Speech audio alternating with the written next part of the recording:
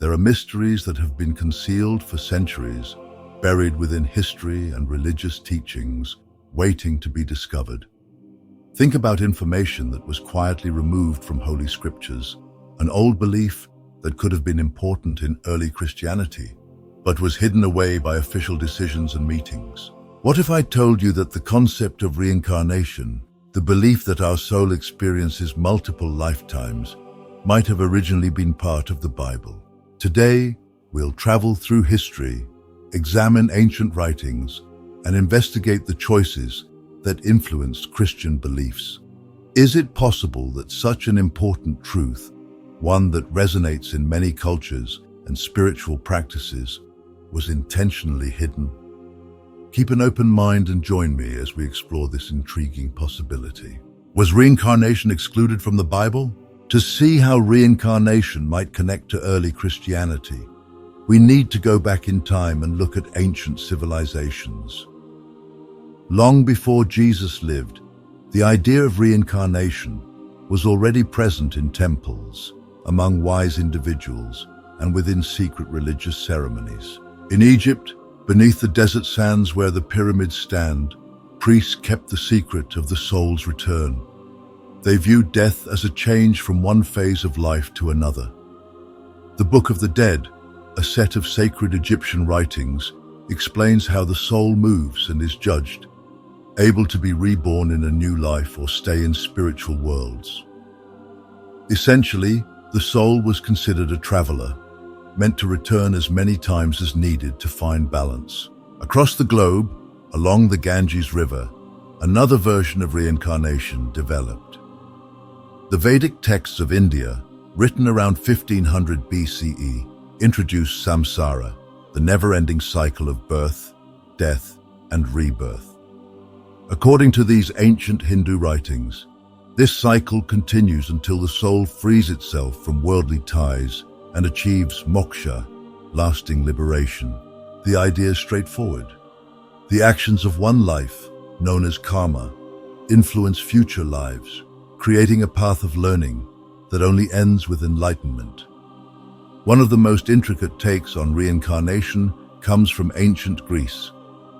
Pythagoras, the renowned philosopher and mathematician, taught his students that the soul never dies and is reborn repeatedly.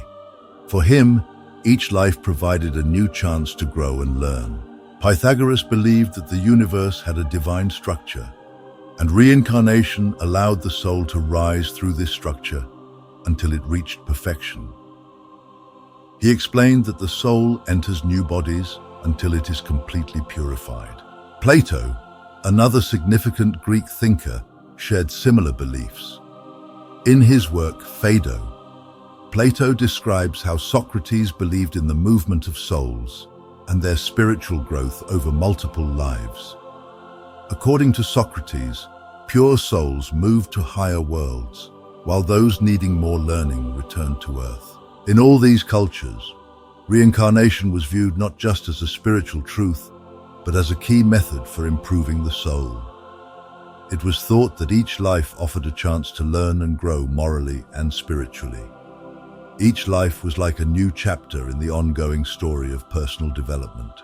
Given this background, a question arises. If so many cultures accepted reincarnation as a basic part of life, why did Christianity, at least today, reject it? Or did it ever accept it at all? In the early years after Jesus died, Christianity wasn't a unified religion. Different communities interpreted Jesus' teachings in their own ways. There was no official Bible or central authority setting the rules. People were deeply interested in understanding spiritual and existential questions. As the Roman Empire grew and Christianity became more widespread, its first followers didn't follow the strict beliefs that the church would later adopt. Early Christians had a way of thinking that was different from the strict doctrines we see today. It was a time of spiritual exploration where people looked for universal truths that went beyond just one earthly life. They believed the soul was eternal and not limited to the physical body. The focus was on the soul's journey over time, not just the present life. This led many early Christians to think that after death, the soul might come back to earth in a new form, continuing a process of purification and growth. One of the most notable Christians of this time was Origen of Alexandria, who supported the idea of reincarnation. He was not only a theologian, but also a mystical thinker, greatly influenced by the secret traditions of Egypt, Greece, and the Middle East. Origen believed that the soul wasn't just a temporary creation of God, but had an eternal beginning and went through many cycles of life and death. In his key work, De Principiis, on the principles, Origen wrote that the human soul, after leaving the body, would return to earth in a new life until it was fully purified. For him, reincarnation was a way for the soul to grow spiritually. The soul, moving through different lives, would cleanse and improve itself until it united with the divine. Similar to our current understanding, Origen didn't view reincarnation as a punishment, but as a chance to learn and develop. He believed that life experiences were necessary for the soul to perfect itself, and that through them, the soul would move closer to eternal wisdom.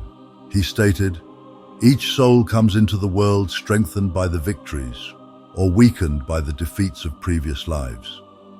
The idea that the choices and mistakes of one life could affect future lives matches the ancient belief in cosmic justice found in many spiritual traditions. For Origen, reincarnation was not unusual in Christianity. In fact, he thought it fit perfectly with the ideas of redemption and purification that Jesus taught. After all, who better to understand eternity than a soul that had already gone through many cycles of life? Over the early centuries, Christianity developed by incorporating various spiritual and philosophical ideas from ancient traditions. In early Christian writings, reincarnation was discussed, though not everyone agreed on it. However, by the 6th century, a significant event occurred.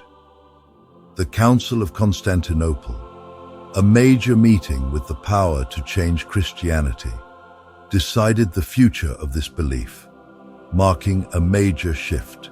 The choice to remove reincarnation from official teachings wasn't just about theology, it was also about politics. Emperor Justinian and his wife, Empress Theodora, led an effort to remove the idea of multiple lives and the views of ongoing spiritual growth that went beyond one lifetime. Emperor Justinian was strict and didn't allow disagreements. For him, unifying Christianity under one set of beliefs was crucial, not only for the religion, but also to keep order in his empire. Reincarnation, with its ideas of multiple lives and the soul's ability to grow on its own, challenged the Church's central authority, which wanted to control the soul's fate and salvation. With his wise and determined wife Theodora supporting him, Justinian called the Second Council of Constantinople in 553 AD. This council was a key event, a turning point.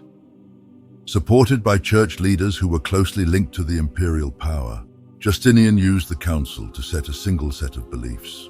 The Council of Constantinople brought together bishops and theologians from different regions, especially from the Christian East, though some came from the West as well.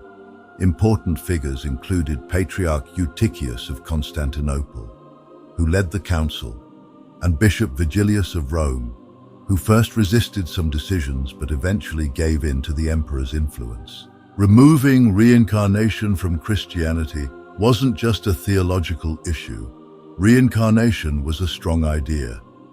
It suggested that each soul was in charge of its own growth, and that through many lives, the soul could reach the purity needed to join the divine. This view could make people less dependent on a single religious institution for salvation.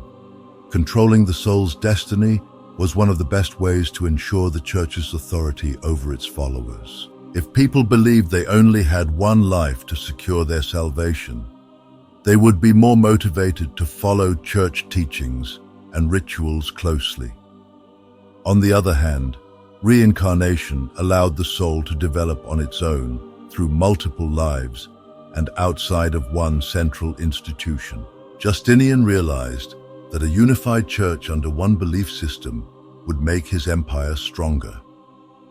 By removing reincarnation from Christian teachings, he emphasized the need to seek salvation right away without compromises, always through obeying the clergy and official doctrines. Theodora, Justinian's wife, played a major role in excluding reincarnation from Christian teachings, driven by personal reasons.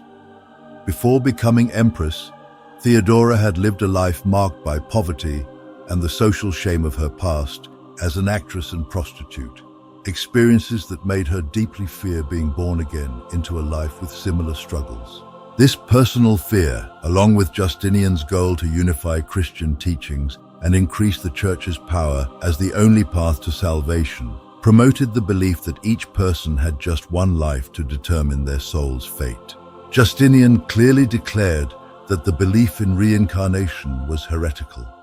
The political pressure was so strong that even the most opposed voices eventually agreed with the decision, either out of fear or for convenience. In the end, Origen was declared a heretic, and his ideas on reincarnation were considered incompatible with official Christian teachings.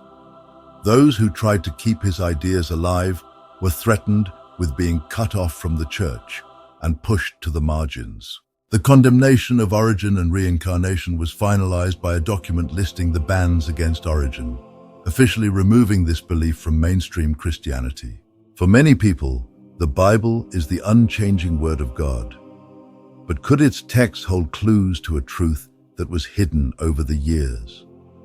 What if the idea of reincarnation was a key teaching in early Christianity, later removed by church leaders? In different parts of the Bible, there are verses that hint at the possibility of the soul returning, which have been reinterpreted or ignored to fit official teachings.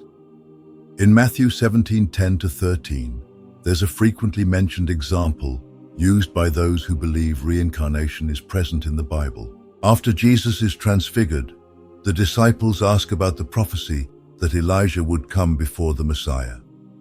Jesus responds that Elijah has already come, referring to John the Baptist. This mysterious reply from Jesus implies that John the Baptist was a reincarnation of Elijah, coming to prepare the way for Christ as ancient prophecy stated. For early Christians, this answer likely had a clear meaning. Reincarnation was part of the spiritual beliefs of that time. Jesus doesn't hesitate to confirm that the prophetic spirit of Elijah has returned in the form of John, as if it was a known reality among his followers.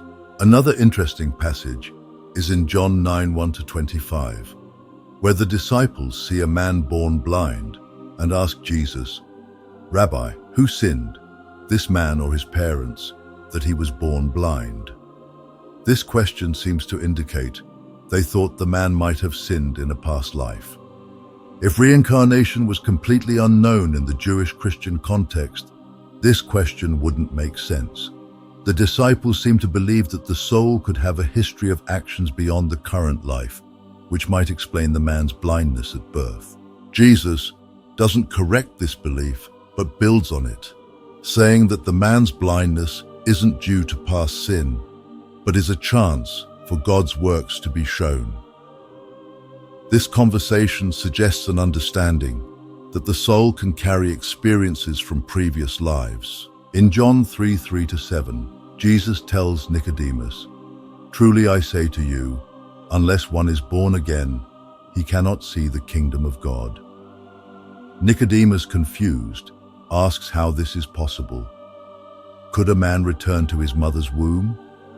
Jesus, however, talks about a spiritual birth as a second life.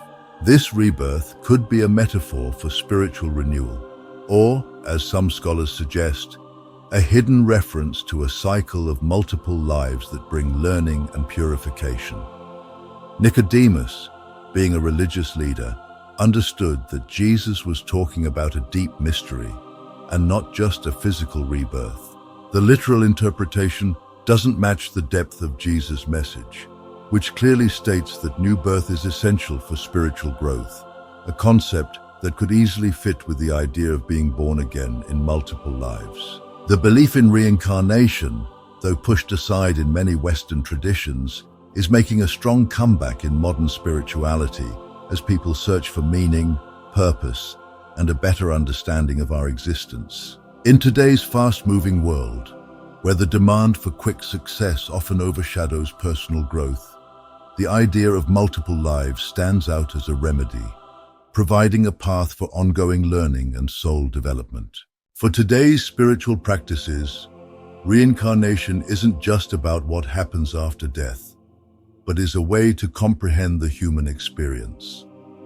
It suggests that each life is a special chance for growth, an opportunity for purification and learning that brings us closer to our true selves. Instead of seeking salvation in just one life, as traditional Christian teachings suggest, reincarnation offers a kinder and more patient view of soul growth, different from the ideas of eternal punishment in hell or everlasting peace in heaven. The idea of reincarnation was brought back to the West through interactions with Eastern philosophies, especially Hinduism and Buddhism, where reincarnation is a central belief.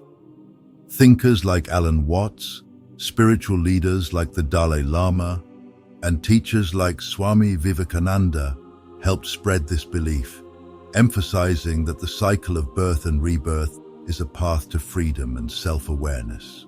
According to these beliefs, a person's actions, their karma, not only affect their current life, but also their future ones, encouraging a deep sense of responsibility and connection among all people. Over time, this view found acceptance in the West. Rebirth and karma, once seen as foreign ideas, became important for personal reflection, bringing a renewed understanding of life and the soul. Beyond philosophy, reincarnation has also found support in modern psychology. Researchers like Ian Stevenson, a psychiatrist and professor at the University of Virginia, spent many years studying cases of children who remembered details of past lives. These studies showed surprising evidence where children from different parts of the world described facts about deceased people they had never met, recalling specific details like names and places that were later confirmed. Practices like past life regression, popularized by therapists like Brian Weiss, suggest that looking into experiences from previous lives can help people overcome deep-seated traumas, fears, and emotional blocks that seem to have no origin in the current life. Instead of seeing reincarnation only as a philosophical idea, transpersonal psychology looks into the possibility that we carry memories from past lives.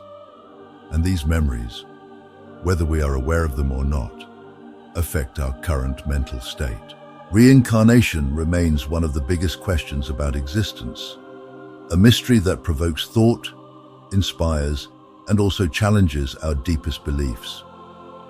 For some, the idea of multiple lives is a key to spiritual understanding and continuous growth, suggesting that the soul, like a never-ending traveler, is always seeking its own truth. For others, it is a belief that doesn't fit with their view of what it means to be human and exist, something that seems far removed from what the Christian tradition officially taught.